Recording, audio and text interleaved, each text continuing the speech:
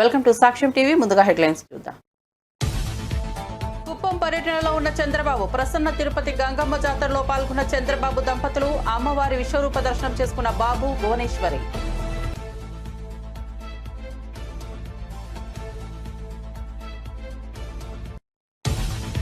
పాకిస్తాన్ కు బుద్ధి చెప్పడంలో కేంద్రం విఫలమైందన్న రేవంత్. అమెరికా ఒత్తిడికి మోదీ ప్రభుత్వం తలొగ్గిందని విమర్శ.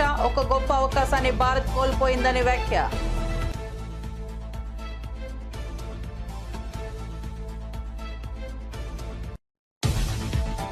కేసీఆర్ కు కాళేశ్వరం కమిషన్ నోటీసులపై కేటీఆర్ రియాక్షన్. నోటీసులు ఎన్ని ఇచ్చినా ధైర్యంగా ఎదుర్కొంటామన్న కేటీఆర్. కాంగ్రెస్ బీజేపీ నాటకంలో భాగంగానే కేసీఆర్ కు నోటీసులు వచ్చాయని వ్యాఖ్య.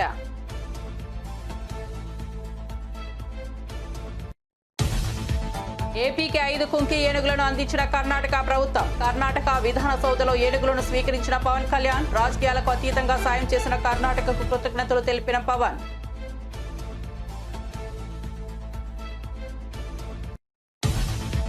జూన్ 21న విశాఖకు ప్రధాని మోదీ. అంతర్జాతీయ యోగా దినోత్సవంలో పాల్గొనున్న ప్రధాని.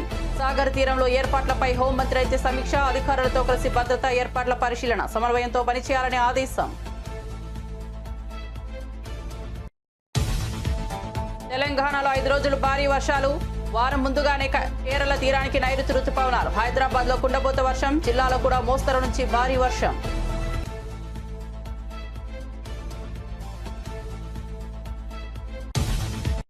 ఇక వార్త వివరాల్లోకి వెళ్తే, స్వర్ణాంధ్ర విజన్ 2047లో ఆరోగ్యవంతమైన, సంపన్నమైన, ఆనందమైన ఆంధ్రప్రదేశ్ లక్ష్యంగా ముందుకు వెళ్తున్నామని సీఎం చంద్రబాబు తెలిపారు. ఈ లక్ష్య సాధనలో భాగంగా యోగానికి విశేష ప్రాధాన్యత ఇస్తున్నామని చెప్పారు. ఆరోగ్యాన్ని మెరుగుపరచడమే కాక మానసిక శాంతిని కలిగించే యోగాను రాష్ట్ర ప్రజల జీవన శైలిలో భాగం చేయాలని ప్రభుత్వ కృషి కొనసాగుతోందన్నారు. అన్ని వయసుల వారికి యోగా అవసరమని, దీనిపై అవగాహన పెంచేందుకు పాఠశాలల నుంచి ప్రత్యేక కార్యక్రమాలు ప్రారంభిస్తామని సీఎం చంద్రబాబు వెల్లడించారు. Cascade training Morarji Desai national institute of yoga ఉంది. వాళ్ళతో అసోసియేట్ చేసుకుని ఎక్కడికక్కడ ట్రైనర్స్ ని తయారు చేస్తాం. మనం 2 కోట్ల మందిని ట్రైన్ చేయాలి. కనీసం 3 కోట్ల మందిని టచ్ చేసి 3-4 కోట్లు టచ్ చేస్తే తప్ప, కొంతమంది దైనందిక కార్యక్రమాల్లో బిజీగా ఉంటారు. కొంతమందికి మనం ఎన్ని చెప్పినా వాళ్లకుండే సమస్యలతో దీని యొక్క ప్రాధాన్యత గుర్తించలేరు. కొంతమంది గుర్తించిన వాళ్ళలో చేయాలనే ధ్యాస లేకపోవచ్చు. ఇవన్నీ చెప్తానే ఉంటారు అనేవాడు కూడా కొంతమంది ఉంటారు. కాబట్టి మినిమం 2 కోట్ల మందికి రీచ్ కావాలని, 2 కోట్ల మంది 21వ తారీఖున అటెండ్ కావాలని అందరూ కూడా ఎక్కడికక్కడ స్కూల్స్ ఇప్పటి నుంచి స్టార్ట్ చేసి, స్కూల్స్ ఓపెన్ చేస్తానే 1 అవర్ ఎవ్రీడే యోగా క్లాసెస్ పెట్టి యోగా టీచ్ చేసి, రాబోయే రోజుల్లో అన్ని స్కూల్స్ లో yoga part of their life career or syllabus లో కూడా పెట్టి యోగాని ప్రమోట్ చేస్తాం. దీనివల్ల నాకు ఒక నమ్మకం ఉంది, ఇది గాని చేయగలిగితే productivity will be very very efficient. Most productivity achieve చేసే పరిస్థితి వస్తుంది, చేస్తాం. ఇవన్నీ చేయడానికి వేరియస్ లెవెల్స్ లో గ్రూప్ ఆఫ్ మినిస్టర్స్ ఒక కమిటీ పెట్టుకున్నాం. ఇక్కడ సత్య గారు, లోకేష్ గారు వీళ్ళంతా కలిసి. అదే మరి స్టేట్ లెవెల్ అఫెక్ట్స్ కమిటీ పెట్టుకున్నాం. District level committee, municipal level committee, mandal level committee, final గా గ్రామ లెవెల్లో కూడా సచివాలయం ఆధ్వర్యంలో అక్కడ పంచాయతీ అవన్నీ కూడా పెట్టి, ఇటు ప్రజాప్రతినిధుల్ని, అధికార యంత్రాంగాన్ని, ప్రజల్ని అందరినీ భాగస్వాములు చేస్తాం. ఆల్ ఏజెస్, ఒక స్టూడెంట్సే కాకుండా ఆల్ వాక్స్ ఆఫ్ లైఫ్ ఉండే లేబర్ దగ్గర నుంచి ఎంతమంది ఇన్వాల్వ్ అయితే అంతమందిని ఇన్వాల్వ్ చేస్తాం. దీనికి డోర్ టు డోర్ క్యాంపెయిన్ చేస్తాం. సచివాలయ లెవెల్లో డోర్ టు డోర్ క్యాంపెయిన్ చేస్తాం. దీన్ని అవేర్నెస్ బిల్డప్ చేస్తాం. బిల్డప్ చేసి రేపు ఎన్ని కూడా culmination international day of yoga 2025 5 లక్షల మంది. దానికి కూడా ఇప్పటి నుంచే ప్లాన్ చేయమన్నాం. ప్లాన్ చేసి ఏ విధంగా రావాలి, ఎక్కడెక్కడ వస్తాయి, ఇవన్నీ కూడా డీసెంట్రలైజేషన్, ఆర్గనైజేషన్ ఒక పర్ఫెక్ట్ ఏమేం చేయాలి అవన్నీ చేస్తాయి. ఎంత స్పేస్ కావాలి అవన్నీ వర్కౌట్ చేస్తున్నాం. అవన్నీ చేసి ముందుగానే సిస్టమాటిక్ ప్లానింగ్, ఎగ్జిక్యూషన్ మెటికులస్ గా చేయడం కోసం we're working on this programme. అదే సమయంలో రాష్ట్రం మొత్తం అన్ని ప్లేసులు కలిపి ఎక్కడెక్కడ చేయాలనో ఇయర్ మార్క్ చేస్తాం. Number of places, number of people అవన్నీ కూడా ఇయర్ మార్క్ చేస్తాం. మినిమం 2 కోట్ల మంది పార్టిసిపేటెడ్ గా చేస్తాం. వాళ్ళల్లో కూడా లీడ్ చేయడానికి ఎవరెవరు ఈ కోర్సెస్ లో పాస్ అయ్యారో వారు లీడ్ చేస్తారు ఈ ఈవెంట్. అక్కడ కొంతమంది ఇక్కడికి వస్తారు, కొంతమంది గ్రామాల్లో కూడా లీడ్ చేస్తారు.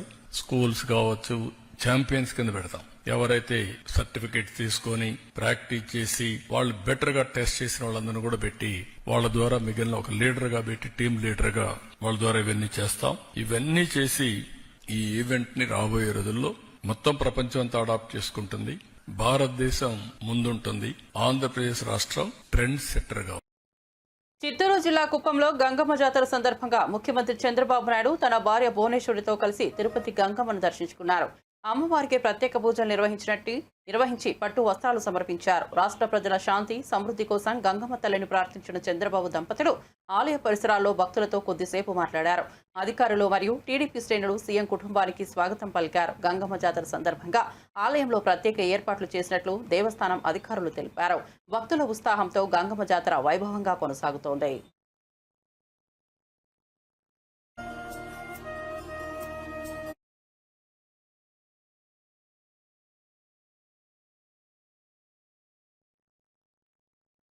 ఏపీ ఏజెన్సీ ప్రాంతంలో ఏనుగుల అల్లర్లు పెరుగుతుండడంపై డిప్యూటీ సీఎం పవన్ కళ్యాణ్ స్పందించారు. గ్రామాల్లోకి చొరబడి పంటలను నాశనం చేస్తున్న ఏనుగులు అడ్డు వచ్చిన ప్రజలపై దాడి చేస్తుండడం తీవ్ర ఆందోళన కలిగిస్తోంది. ఈ పరిస్థితిని కట్టడి చేయాలంటే కుంకి ఏనుగులను రంగంలోకి దించాలని పవన్ కళ్యాణ్ నిర్ణయించారు. అటవీ శాఖతో చర్చించి త్వరలోనే కుంకి ఏనుగులను ఏజెన్సీ ప్రాంతాల్లో మోహరించనున్నట్లు అధికార వర్గాలు వెల్లడించాయి. ప్రజల ప్రాణాలు, ఆస్తి, పంటల రక్షణ కోసం ఈ చర్య తీసుకుంటున్నట్లు పవన్ తెలిపారు. And the relationship between Karnataka and Andhra. Okay, sir.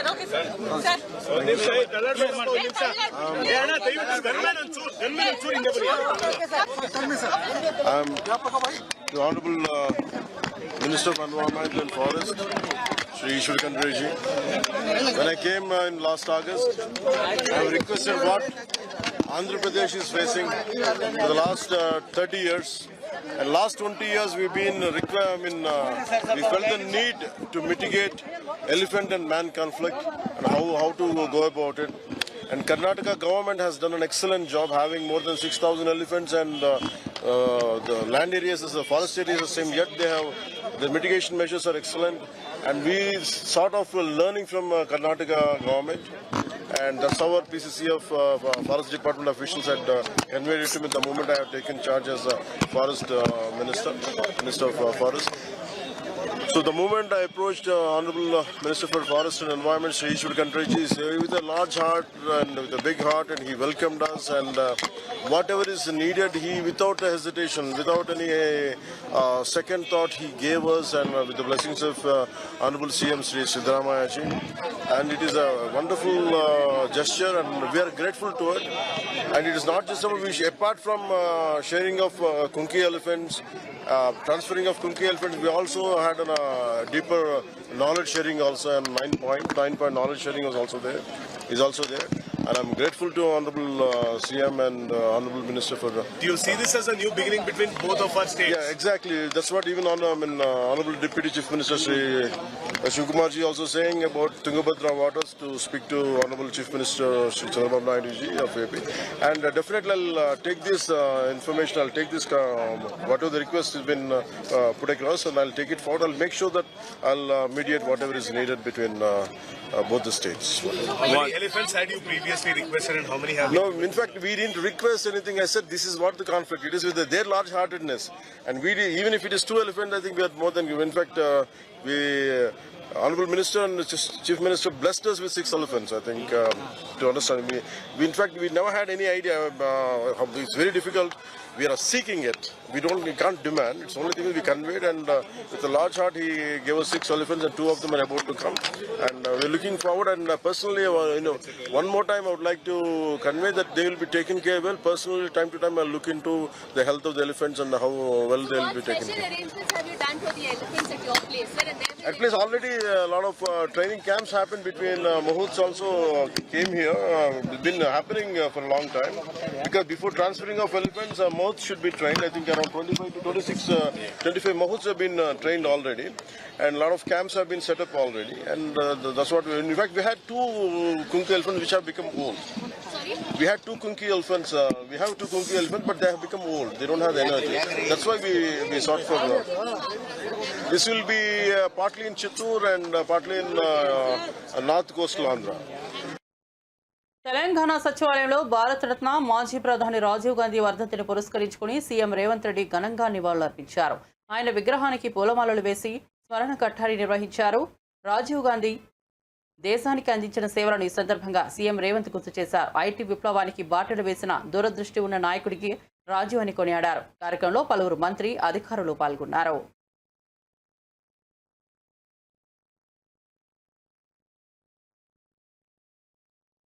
Pahalgam ఉగ్రదాడిపై స్పందించిన తెలంగాణ సీఎం రేవంత్ రెడ్డి ఈ విషయంలో కాంగ్రెస్ పార్టీ కేంద్ర ప్రభుత్వానికి అండగా నిలుస్తుందని చెప్పారు. అయితే కేంద్రం ఈ దాడిపై తీవ్ర స్థాయిలో స్పందించకపోవడం బాధాకరమన్నారు.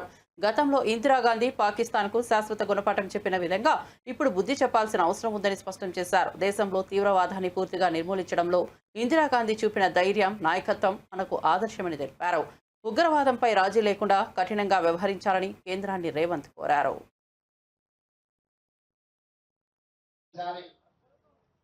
దేశ విభజన సమయంలో ప్రాణాలు అర్పించిన మహాత్మా గాంధీ గారిని గుర్తు చేసుకోవాలి.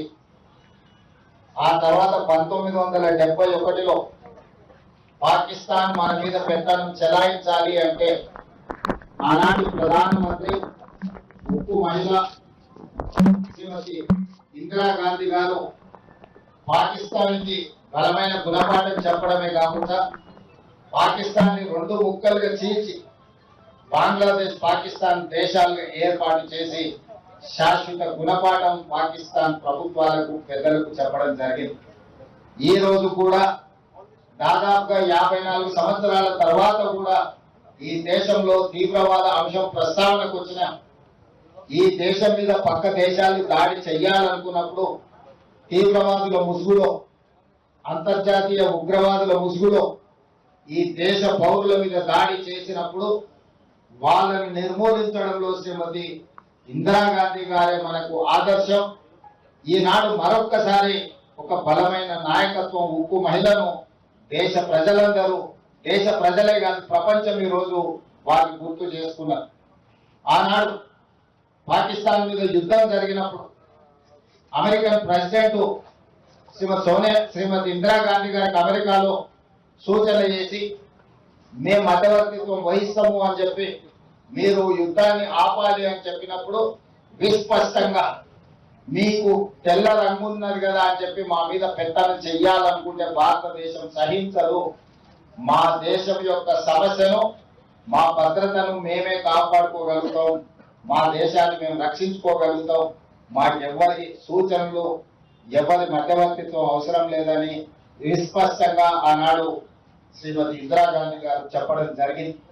కానీ పహల్గాంలో జరిగిన సంఘటనలు మీరు చూసి మేమందరం అండగా నిలబడ్డాం. కేంద్ర ప్రభుత్వానికి, ప్రధానమంత్రి గారికి సంపూర్ణంగా మా నాయకుడు మల్లికార్జున ఖర్గే గారు, మా లోక్సభలో ప్రధాన ప్రతిపక్ష నాయకుడు రాహుల్ గాంధీ గారు, సోనియా గాంధీ గారు, భారతదేశం మొత్తం కాంగ్రెస్ పార్టీ శ్రేణులు కేంద్ర ప్రభుత్వానికి అండగా నిలబడి మన వీర జవానులను, పాకిస్తాన్ మన మీద కాలు తుగ్గితే శాశ్వత గుణపాఠం చెప్పమని అండగా నిలబడ్డాం.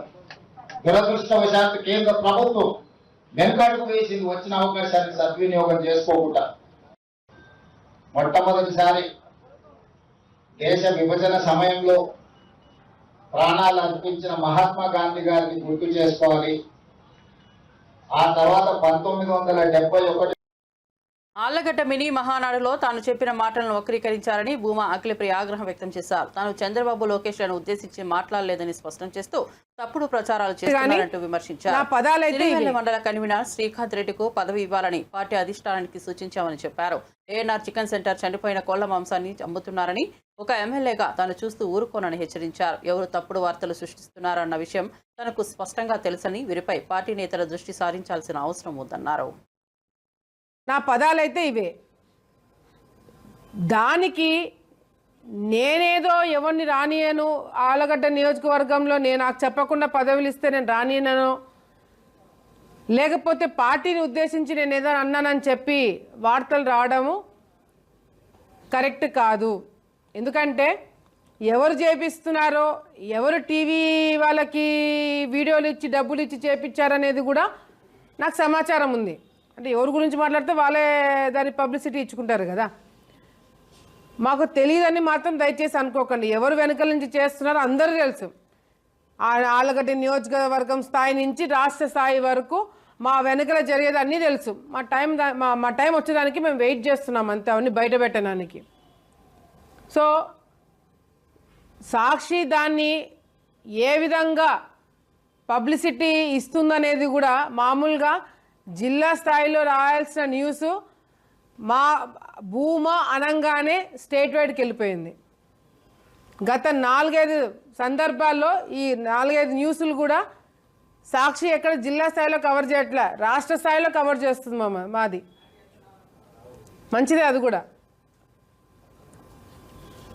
ఈరోజు సాక్షి వాళ్ళపైన మేము కేసు వేశాము, వాళ్ళ ఆఫీస్ ముందర ధర్నా చేశామనేది వాళ్ళకు కూడా ఎక్కడో గుచ్చుకొని ఉంటుంది. దాన్ని తగినట్టుగానే ఉండేవి లేని ఉన్నట్టుగా కూడా వాళ్ళు సృష్టిస్తున్నారు. మమ్మల్ని రాజకీయంగా ఎదుర్కోలేని వాళ్ళు కూడా ఇది అడ్వాంటేజ్ తీసుకొని పార్టీకి మాకు ఏదో చిచ్చు పెట్టాలని చెప్పి చాలామంది కొన్ని దశాబ్దాల నుంచి ప్రయత్నం చేస్తున్నారు. నేను ఒకటే చెప్తున్నా, మీరు ఎన్ని జన్మలు ఎత్తినా, మీరు ఏం చెప్పినా ఏం చేసినా పార్టీకి మేము దూరం కాము. పార్టీ మమ్మల్ని, మీలాంటి వ్యక్తుల కోసం పార్టీ మమ్మల్ని దూరం పెట్టదు. మీరేదో హడావిడి చేసి ఎన్నికలకు ముందు కూడా ఇంతే హడావిడి చేసినారు, ఎన్నికలకు ముందు కూడా ఇట్లాగే లేనిపోనివన్నీ రాసినారు, చెప్పినారు, పెద్ద సీన్ చేసినారు. ఏమైంది? ప్రజలకి మా మీద నమ్మకం ఉన్నింది, పైన నాయకులకి మా మీద నమ్మకం ఉన్నింది. దానికి తగినట్టుగానే ఈరోజు మేము గెలుచుకోవడం జరిగింది. ప్రెస్ మీట్ పెట్టాం కాబట్టి ఇది కూడా మీ దృష్టికి మాట్లాడాలా. మామూలుగా అయితే నేను దీనికి పెద్ద ఎక్స్ప్లెనేషన్ ఇవ్వకూడదని అనుకున్నాను. ఏదైతే మొన్న రమిజా అని చెప్పి ఒక మహిళ, ముస్లిం మహిళ, ఆమె గురించి మీడియాలో ఇష్టం వచ్చినట్టు అంటే మీరు మహిళలు అనేది ఎట్లాగో మీరు మర్యాద ఇవ్వట్లేదు. ఆఖరికి ఆమె గురించి ఛానళ్ళల్లో మామూలుగా ఆమె ఎప్పుడు బుర్కా వేసుకొని వస్తుంటుంది. ఆమె మొన్న బాధపడుతుంది. టీవీలలో ఆమె ముఖము ఏ విధంగా అన్ని ఛానల్స్లో చూపించడం జరిగిందో, ఒక ముస్లిం మహిళగా నా ముఖం అట్లా చూపించడం అనేది ఏందక్క అని చెప్పి ఆమె కూడా కళ్ళలో నీళ్లు పెట్టుకొని ఏడవడం జరిగింది. అవును, ఆమె తెలుగుదేశం పార్టీకి సంబంధించిన ఆమెనే. మొన్న ఏదో ఆడియో లీక్ అయింది అని చెప్పి, ఏంది ఆడియో లీక్? దాంట్లో మామూలుగా వ్యాపారాలు చేసుకున్న వాళ్ళు గట్టిగా మాట్లాడుకుంటారో, మెల్లిగా మాట్లాడుకుంటారో, బుజ్జగించుకుంటారో, ఏం చేసుకుంటారో వాళ్ళు వ్యాపారాలు చేసుకున్న వాళ్ళు మాటలు. దానికి తెలుగుదేశం పార్టీకి ఏం సంబంధము? దానికి మాకేం సంబంధము? ఎక్కడైనా ఆ ఆడియోలో తెలుగుదేశం పార్టీ గురించి కానీ లేదా నా పేరు తీసుకొని నాకు వాళ్ళ అండ ఉంది, నేను పలానా వ్యక్తిని, పలానా పార్టీకి సంబంధించిన వ్యక్తిని నేను, పలానా ఎమ్మెల్యేకి సంబంధించిన నేను ఆ వ్యక్తిని అని చెప్పి ఎక్కడైనా ఆ ఆడియోలో బెదిరించడము ఎక్కడైనా చూసినారా? ఒక మహిళ గట్టిగా మాట్లాడితేనే బెదిరింపా? ఒక మహిళ గట్టిగా మాట్లాడితేనే మీరు, కానీ నా పదాలైతే ఇవే. దానికి అనంతపురంలో టీడీపీ ఎమ్మెల్యేల దౌర్జన్యం తీవ్రంగా ఖండిస్తున్నామని వైఎస్ఆర్సీపీ పంచాయతీరాజ్ విభాగం రాష్ట్ర అధ్యక్షుడు వెన్నపూస రవీంద్రారెడ్డి తెలిపారు. అనుమతి లేకుండా జెడ్పీ చైర్మన్ బోగు గిరిజమ్మ ఛాంబర్లోకి ఎమ్మెల్యేలు ప్రవేశించడాన్ని ఆయన తప్పుపట్టారు. ప్రజా సమస్యలపై ముసలి కన్నీరు కారుస్తున్న టీడీపీకి చంద్రబాబు ఫోటోపై ఉన్న శ్రద్ధ సూపర్ 6 హామీల అమలులో కనిపించడం లేదని విమర్శించారు. జెడ్పీ సీఈఓ రామచంద్రారెడ్డిపై ఎమ్మెల్యేల దౌర్జన్యం సరైనది కాదన్నారు. ప్రజాప్రతినిధులు, ప్రజా సంస్థలను గౌరవించాల్సిన బాధ్యత ఉందని స్పష్టం చేశారు. అధికారిక వ్యవస్థపై దాడులకు టీడీపీ పాల్పడడం బాధాకరమన్నారు. అనంతపురం మడక్సిర శాసనసభ్యులు ముగ్గురు ఈరోజు జిల్లా పరిషత్కు 11:30కు వచ్చి 11:30కు సమావేశానికి వచ్చి అక్కడి నుండి నేరుగా జిల్లా పరిషత్ చైర్మన్ ఛాంబర్కి వెళ్లి ఒక బీసీ మహిళ, వైఎస్ఆర్ కాంగ్రెస్ పార్టీ నుంచి ఎన్నికైనటువంటి మహిళ జిల్లా పరిషత్ చైర్మన్గా కొనసాగుతుంటే ఆమె అనుమతి లేకుండా ఆమె ఛాంబర్లోకి వెళ్లి అక్కడ జగన్మోహన్ రెడ్డి గారి ఫోటో ఎందుకు పెట్టిందని చెప్పి నానా యాగి చేసి ఈరోజు వీళ్ళేనా ఎమ్మెల్యేలంటే ఇట్లాంటి వాళ్ళనే ఎన్నుకునింది అని చెప్పి ప్రజలందరూ కూడా ఆశ్చర్యపోయేటువంటి పద్ధతిలో, దిగజారినటువంటి పద్ధతిలో ప్రవర్తిస్తూ జగన్మోహన్ రెడ్డి గారి ఫోటోని తీసేయండి, బయటేయండి అని చెప్పేసి నానా బీభత్సం సృష్టించడం జరిగింది. అయ్యా, మీరు ఈరోజు పబ్లిసిటీ కోసం వచ్చారా, లేదంటే ఈ జిల్లా ప్రజల సమస్యల పరిష్కారానికి ఈ రాష్ట్ర ప్రభుత్వం ఏం చేయాలా, కేంద్ర ప్రభుత్వం నుంచి ఏం తీసుకురావాలా, ఈ జిల్లా ప్రజలకు ఎట్లా న్యాయం చేయాలా అని చెప్పి ఆలోచన చేయడం కోసం వచ్చారా, కేవలం పబ్లిసిటీ కోసం వచ్చారా? తెలుగుదేశం పార్టీ స్టాండ్ ఏంది అని చెప్పి ఈ సందర్భంగా నేను అడుగుతా ఉన్నా. ఈ రోజు కూడా గ్రామాల్లో మౌలిక సదుపాయాలు లేక, ఈ రోజు కూడా రైతన్నలకు అకాల వర్షాలతో ఈ రోజు పంట అంతా తీవ్రంగా నష్టపోతా అంటే ఏ ఒక్క రైతన్న కూడా ఈరోజు తెలుగుదేశం పార్టీ ప్రజాప్రతినిధులు ఈరోజు ఏ ఒక్క రైతన్నని పరామర్శించి ఓదార్చినటువంటి చరిత్ర మీకుంది అని చెప్పి నేను అడుగుతా ఉన్నా. లేదు, కనీసం కింద పైన కేంద్రంలో రాష్ట్రంలో మీరే ఉన్నారు కదా, మరి ఈ రైతన్నలకు నష్టపోయినటువంటి వాళ్ళకి ఎక్కడైనా హెక్టార్కో లేకపోతే ఎకరానికో ఇదిగో ఇంత ఆర్థిక మొత్తం మేము సాయం చేస్తాం, ఈ రైతన్న కుటుంబాలని మేము నిలబెడతామని చెప్పి ఎక్కడైనా ఒక్క కుటుంబానికి మీరు అండాదండాగా నిలబడినటువంటి చరిత్ర మీకుంది అని చెప్పి అడుగుతా ఉన్నా. అదేవిధంగా ఈరోజు ఉపాధి హామీ కూలీలకు పనులు లేక ఈరోజు ఉపాధి హామీ కూలీలకు వెళ్తా ఉంటే రైతు కూలీలకు ఈ రోజు కూడా వాళ్లకు వేతనాలు ఇవ్వలేనటువంటి పరిస్థితి. దీని మీద మీరు మాట్లాడగలుగుతారా? ఈరోజు ఆర్డీటీ ఈ రోజుకి రెన్యువల్ కాక ఈరోజు లక్షలాది మందికి సహాయ సహకారాలు అందించేటువంటి ఆర్డీటీని గొంతుకొస్తా ఉంటే ఈరోజు జిల్లా పరిషత్ సమావేశంలో ప్రశ్నించడానికి, అడగడానికి, తీర్మానం చేయడానికి మీకు మనస్సు అంగీకరించలేకపోయింది అని చెప్పి ఈ సందర్భంగా నేను అడుగుతా ఉన్నా. నిన్న చిలమత్తూరులో మీ సాక్షాత్ ఎంపీడీఓ ప్రభుత్వ అధికారి తెలుగుదేశం పార్టీ నాయకులు, మీ పార్టీ నాయకులే దాదాపు 1,60,00,000 రూపాయలు తెలుగుదేశం పార్టీ నాయకులు ఊడ్చేసుకున్నారు, దోచేసుకున్నారు. ఈ గ్రామాలను ఎట్లా డెవలప్ చేయాలని చెప్పి వాపోతా ఉంటే ఈ రోజు ఆ యొక్క అవినీతి పట్ల ఎందుకు ఈ రోజు మీరు ప్రశ్నించలేకపోతా ఉన్నారు అని చెప్పి ఈ సందర్భంగా నేను అడుగుతా ఉన్నా. ఈ రోజు హంద్రీ నీవాకు సంబంధించి కావచ్చు, సాగునీరు కావచ్చు, త్రాగునీరు కావచ్చు, ఇట్లా అనేక రకాలైనటువంటి ఈ రోజు మెడికల్ అండ్ హెల్త్ అనేక రకాలైనటువంటి అంశాలు ఉంటే అన్ని అంశాలను కూడా పక్కన పెట్టి ఈ రోజు ఒక మహిళ ఈ రోజు బీసీ అందాల పోటీలో మంత్రులు పాల్గొనడంపై వస్తున్న విమర్శలను తప్పుగా చూడవద్దని ఎమ్మెల్సీ అద్దంకి దయాకర్ స్పష్టం చేశారు. కొన్ని ఈవెంట్స్ కి శాఖ సంబంధిత అధికారులు, ప్రజాప్రతినిధులు హాజరు కావడం అవసరమని పేర్కొన్నారు. బీజేపీ, బీఆర్ఎస్ నేతల విమర్శలకు ఊతమిచ్చేలా నారాయణ చేస్తున్న వ్యాఖ్యలు సముచితమైనవని అభిప్రాయపడ్డారు. తెలంగాణ సంస్కృతి సంప్రదాయాలను ప్రపంచానికి తెలియజేయడంలో అందాల పోటీలు ఒక వేదికగా మారుతున్నాయని తెలిపారు. ఈ విధమైన కార్యక్రమాలను విమర్శించడానికి బదులు వాటి ద్వారా రాష్ట్రానికి వచ్చే గుర్తింపును గమనించాలని సూచించారు. విమర్శలు కాదు, ప్రోత్సాహమే అవసరమన్నారు. అందాల పోటీల విషయంలో మంత్రులు పాల్గొంటుండని నారాయణ గారు చేసిన స్టేట్మెంట్ అనేది ఒకసారి సరిచూసుకోవాల్సిన అవసరం ఉందని చెప్పి వారికి విజ్ఞప్తి చేస్తున్నాం. ఎందుకంటే శాఖాపరమైన సంబంధాలు ఉన్న మంత్రులు కానీ శాఖాధికారులు మాత్రమే ఆయా ఈవెంట్స్కు సంబంధించి పాల్గొనడం జరుగుతుంది. ఇప్పుడు రామప్ప దేవాలయం దగ్గర సందర్శన ఉందనుకోండి, కొండా సురేఖ గారు ఉండాల్సి వస్తుంది. ఇతరత్ర పర్యాటక సంబంధించిన అంశాలు వచ్చినప్పుడు వారు జూపల్లి గారు ఉండాల్సి వస్తుంది. ఇంకా ఏవైనా అలాంటి సందర్భాల్లో మంత్రులు వాళ్ళ యొక్క ప్రజెన్స్ అవసరం ఉంటూనే ఉంటారు తప్పితే అందాల పోటీల చుట్టూ తిరగాల్సిన అవసరం లేదు. శాఖాపరమైన అంశాలు చాలా ఉన్నాయి.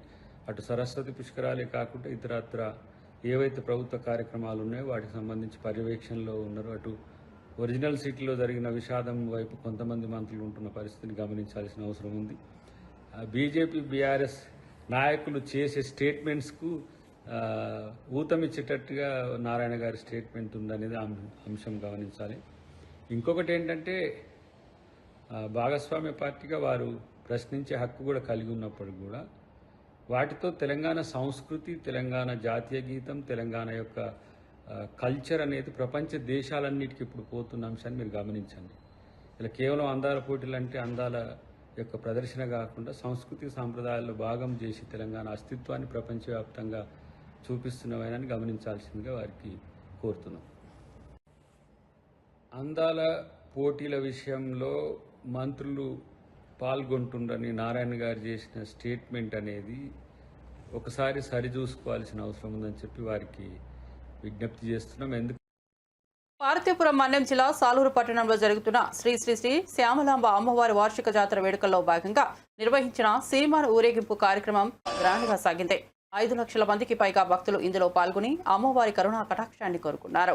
ఊరేగింపు సమయంలో ఆలయ ప్రాంగణం భక్తులతో నిండిపోయింది. శక్తి స్వరూపిణిగా శ్యామలాంబ తల్లి తేజస్సుతో భక్తులు మంత్రముగ్ధులయ్యారు. పోలీసులు, వాలంటీర్లు భద్రతా ఏర్పాట్లు పగడ్బందీగా నిర్వహించారు.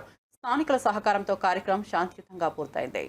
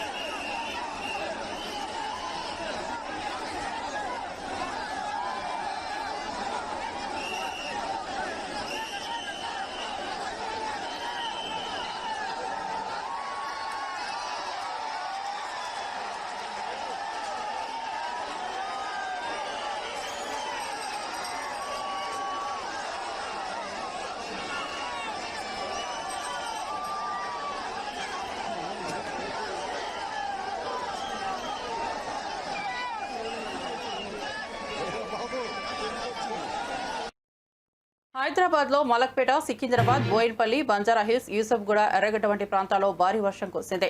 వర్షం కారణంగా రహదారులపై భారీగా నీరు నిలిచిపోవడంతో వాహనదారులు తీవ్ర ఇబ్బందులు ఎదుర్కొంటున్నారు. పలుచోట్ల ట్రాఫిక్ నిలిచిపోయింది. దిల్సుఖ్ నగర్, సైదాబాద్, జూబ్లీహిల్స్, అమీర్పేట్, ఎస్ఆర్ నగర్ తదితర ప్రాంతాల్లో వర్షం ఎడతెరిపి లేకుండా కురుస్తోంది.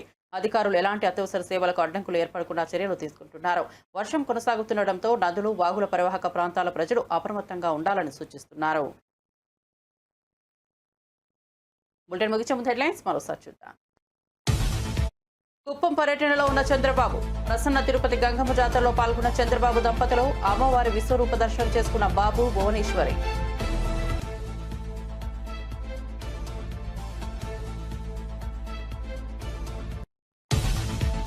పాకిస్తాన్కు బుద్ధి చెప్పడంలో కేంద్రం విఫలమైందన్న రేవంత్ రెడ్డి. అమెరికా ఒత్తిడికి మోదీ ప్రభుత్వం తలగ్గుందని విమర్శ. ఒక గొప్ప అవకాశాన్ని భారత్ కోల్పోయిందని వ్యాఖ్య.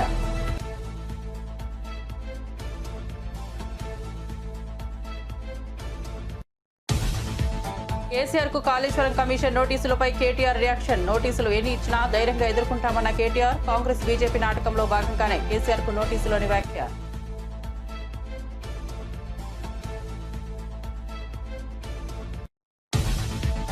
ఏపీకి 5 కుంకి ఏనుగులను అందించిన కర్ణాటక ప్రభుత్వం. కర్ణాటక విధాన సౌధలో ఏనుగులను స్వీకరించిన పవన్ కళ్యాణ్. రాజకీయాలకు అతీతంగా సాయం చేసిన కర్ణాటకకు కృతజ్ఞతలు తెలిపిన పవన్.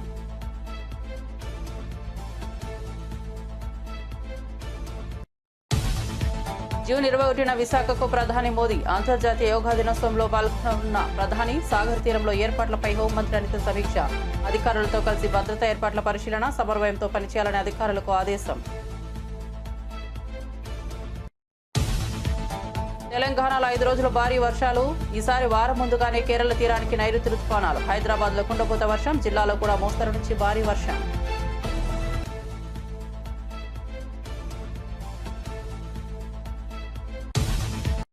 మరిన్ని అప్డేట్స్ కోసం చూస్తూనే ఉండండి సాక్ష్యం టీవీ.